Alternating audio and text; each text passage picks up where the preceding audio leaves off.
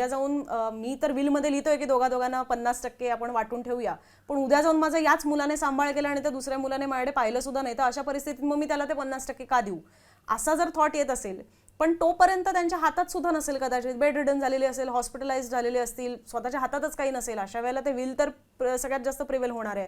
मग in that केस काय करायचं? म्हणजे आधी केलेलं विल हे नंतर बदलता येतं का? बदलता येतं. तुम्हाला आधी केलेल्या विलमध्ये थोडेफार चेंजेस करायचे असतील तर त्याला कोडिसिल हा शब्द असतो, जो टेक्निकल टर्म आहे, की त्या माध्यमातून तुम्ही थोडेफार प्रमाणात चेंजेस त्या विलमध्ये करू शकतात.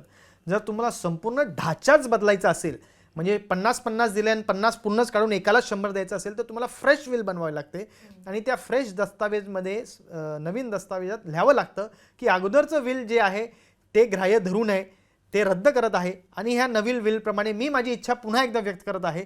मला असं वाटतं की माझा जो हिस्सा आहे तो माझ्या या मुलीला किंवा मुलाला गेला पाहिजे, 90% 70% जे काही असेल, आणि तो second will over rule the earlier will.